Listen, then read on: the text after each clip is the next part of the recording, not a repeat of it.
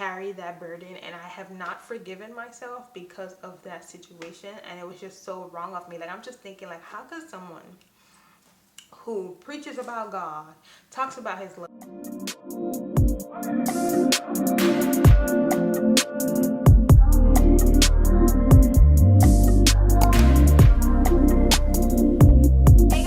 back to my channel. Thank you so much for tuning in. If you are new here, my name is Simone with the C, and it is a pleasure meeting you. Come here. Thank you.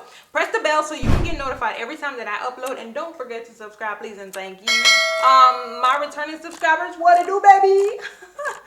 We do have the $250 giveaway going down on YouTube. It's going down on YouTube. I'm just gonna need you to like every video, comment under every video. Get 3 friends to subscribe to my channel, and show me the proof via however you are in contact with me. Today I'm going to talk to you about my biggest regret. And I know I'm saying it all enthusiastic and all, but when you hear this video, I just want you to promise me that it's not going to taint your image of me, because this was like entirely before Christ. I'm just giving you all of my testimonies and how far God brought me from. That's the purpose of this video. Okay, so we interrupt this broadcast to bring you a special report. Not all of them being up here, y'all. Give me a second. Coco. Hi, buddy. Hey, say hi to your aunties and uncles. Hi. So this was freshman year, right? I had this friend, like, she was so amazing. Now that I look back on it, I'm like, damn, I literally ruined an amazing thing, okay? And that's probably why I don't have friends right now. But that's a different topic for a different day. And she was amazing. Like, I had back then this personality where, not personality, it was really insecurity. Whenever I would get around people, I would always make myself feel smaller. Like, I would allow them to get the glory and just, like, you know, like, I don't know, allow them to shine and just, like, dim my light in a way. And on top of that, whenever guys would, like, try to talk to anybody, like, between me, my friend, and I, it was 3 of us, they would always talk to them before they would talk to me, and I always felt like, what the hell, like, am I ugly? Am I above? What's going on? And then later I realized that guys don't want to talk to me because I have standards. I don't take no smack. I still don't take no smack. I'm married now. I don't take no smack, okay? And I intimidate a lot of guys, and I don't understand where it's coming from. Literally, I was working with this dude when I used to work at Dwayne Reed in New York, and he literally asked me, like, who do you think you are? And I'm just like, what the hell, where's that even coming from? And I never really gave him that kind of side of me to feel that kind of way. And I just realized that, like, whenever I get into situations, one with men, they always get intimidated by me, and I don't get it. Like, I don't understand why. Like, I don't do nothing. I swear to God, I don't do nothing to these men. I just say, hey, you know, this is your contract. You have this amount of time to mess with me. If you mess it up, that's the end of it. If you cannot, you know, keep the free trial for however long you get it, and then want to extend membership by putting me in a relationship, then it's not gonna work. And they always be like, no, you rush things, we're too young, enjoy life. I'm enjoying life, I just don't want to waste time because I ain't got it like that, you know. And I guess that they read that off of me. They have some kind of sixth sense, I guess, I don't know. But they never wanted to talk to me. They always wanted to talk to my other friends. So I always felt like I was ugly and I was not worth anything, or I'm not cute, I'm not worthy of love, or anything like that. And that too is a conversation for a different day. So my biggest regret, honestly, was just ruining it with my friend. Like, she did not deserve what I did to her. And though there were other factors that contributed to the actions that I made, I was willing and I did take responsibility for the whole thing, because ultimately, like, what the hell, you know? So basically, freshman year, right, I saw this guy at the bus stop, and I was just like, ooh. And he came to me and was like, oh, what time does the bus come? I was like, I don't know, but it's supposed to be coming every 30 minutes, so it should be here in like 5 minutes. And I just went back to my friend like, girl, did you see that? That's my husband right there. Look at that. I just came here and I already found the one, you know? And she was just like Ceci. That's how she called me, like Ceci. Relax. I was like, okay. We go on campus, we're doing school, everything is good, we're sitting in the cafeteria. Sometimes he will pass by because he used to live in the dorms, and I was just like, look at my husband over there, you know. And she would just like laugh with me, and she's my friend. She was super supportive. We went to a basketball game though, and him and his friend came over. Well, actually, his friend came first, and he told me that my husband, wanted to talk to my other friend. And I'm not talking about the third friend. I'm talking about the second friend, like the one who I absolutely loved and adored, and she loved me back 100-fold. Like, sorry, let me just break away for a second. She loved me back 100-fold. Like, even though I would make myself feel small in the group, she will always magnify me for some reason. She'll always be like, "Oh, Ceci, you're so gorgeous. Ceci, look at you. Oh my God, look at you." Like, you know, and we were like perfect. I loved her, and she loved me back equally. And my other friend, she was loved as well, but she wasn't doing what my first friend was doing. And we were friends before the third friend came along, right? So the guy told me that my husband wanted to talk to my friend, and I immediately knew what that was about. I was like, wow, he's really trying to use her. But, you know, it's not my business, whatever. I want to see her happy, so let me just allow whatever they got going on. So I told her, like, oh, hey, he wants to talk to you. And she was just like, no, I'm not going to do that because I know that that's your imaginary husband. And I was like, no, girl, go ahead, take one for the team. And at the time, I really meant it.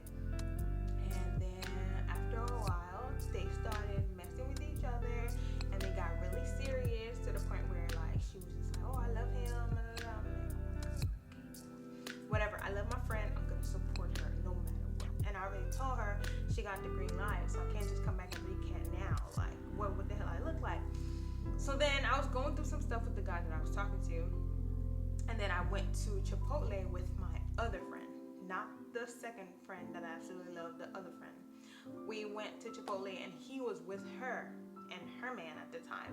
And then he learned that I would have considered him an option, like in the past type stuff. Then he starts to feel himself all smiley and all that. And mind you, he's talking to my friend at the moment, right?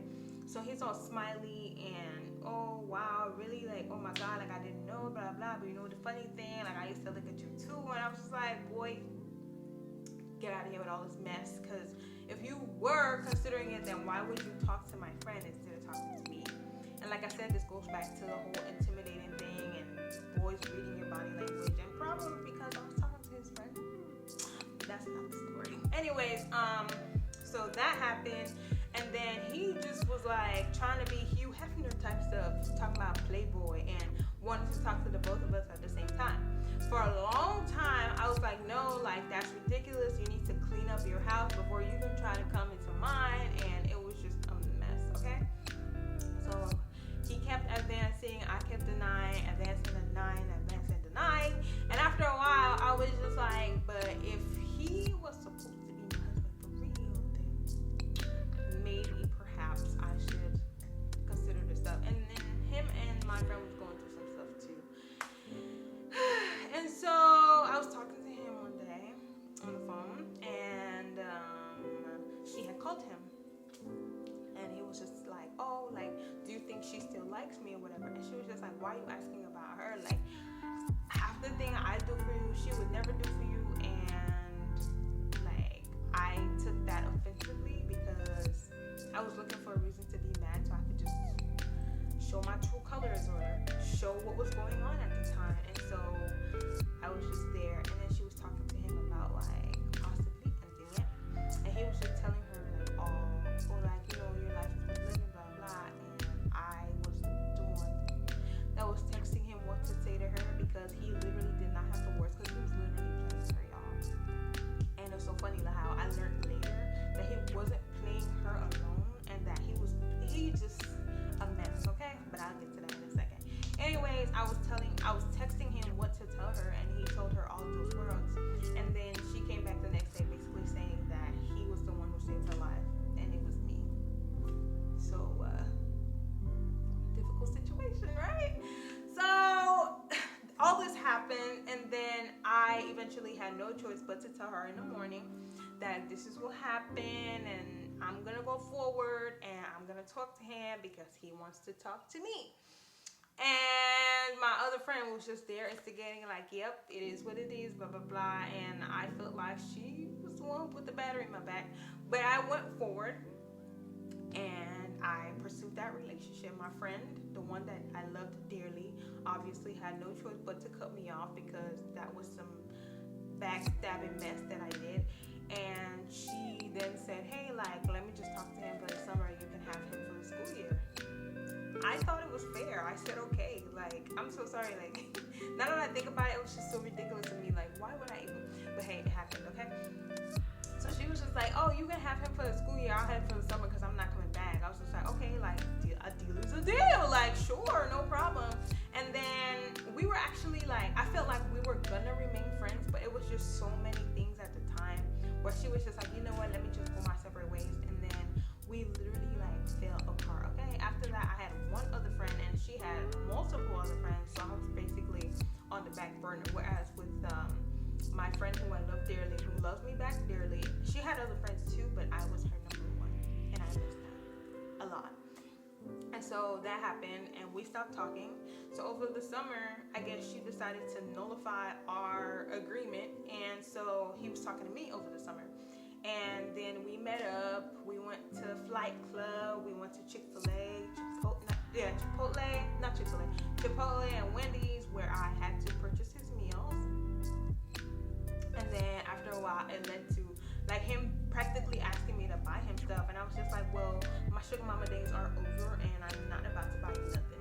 So then he will always say like, oh, I love you, I love you, I love you. Send me paragraphs. Like, I know that you're working and I know we're going to be together forever. And actually, if I really wanted to expose this dude, I would send you, I didn't send you, I would attach the freaking paragraph right here so you can see that all this is like receipts. And he was just talking all this mess. And then I was just like, okay, like, let me just hold on. Maybe I'm dragging it or whatever. And then eventually I'm like, what? Hell no. Like, I'm not dealing with this from you. And then remember the guy that I was talking to, which is supposed to be his friend, he actually called me and was like, girl, out of everybody in the world, this is who you choose? Like, do you not know the real him? I'm like, what are you even talking about? You just mad because I'm not with you no more. He was looking out for me, y'all. You just mad that I'm not with you no more. Get out of here. You just jealous. It's okay, but if you want to remain my friend, you can do that. Like, you don't have to come here hating. He's just like, no, but seriously. And I'm just like, all right, I'm not entertaining this. So then I broke it off with him because I'm just like, boy, you are treating me like some kind of option. Like, you didn't just fight to get here. Like, I just literally broke my friend's heart to be in this situation with you, and this is how you're treating me. And then later I learned that this man was talking to like a whole bunch of women, okay?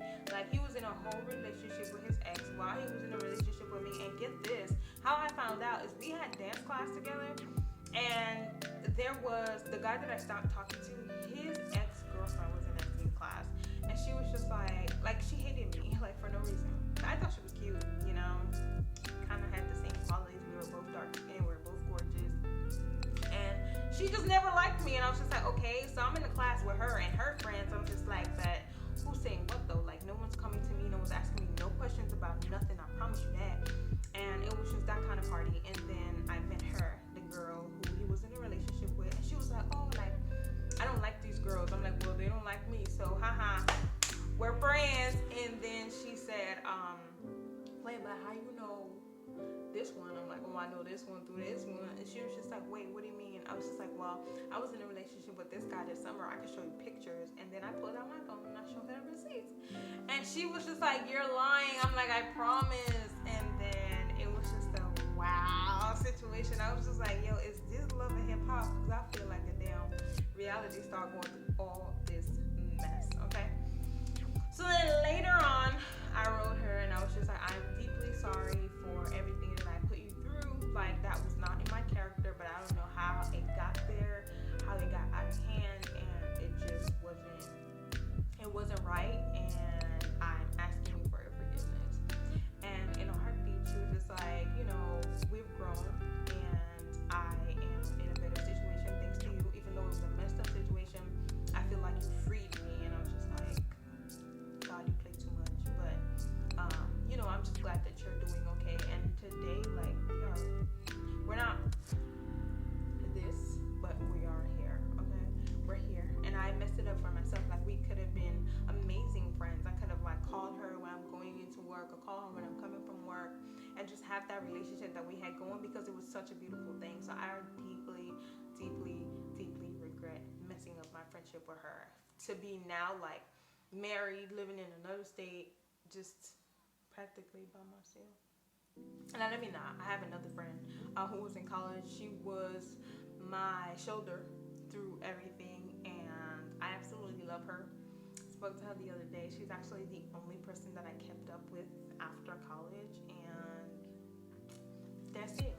But I feel like I carry that burden, and I have not forgiven myself because of that situation, and it was just so wrong of me. Like, I'm just thinking, like, how could someone who preaches about God, talks about his love, and then was living a wild lifestyle on top of just hurting people and like stepping on them and backstabbing them, like that should not have came from a person of my stature. And it did, you know, because we all have that kind of dark triad, if you will, where it's like if we're placed in a difficult situation, we would literally do anything. And that's why we need God for deliverance of that kind of negative spirit, because we all are capable of doing something that crazy and even worse. Okay, so that's my biggest regret. I wish I could go back in time. I wish I could change it. I wish that never happened, and I wish that we had an amazing 4 years without all the drama. But thank you guys so much for listening. I really appreciate you, and I hope you don't unsubscribe to my channel because of me telling you the truth. But I am gonna write a book this year, and I'm going to go more in depth about what really happened, naming characters and everything. So look out for that. Without further ado, I'm gonna see you in my next video. Bye bye.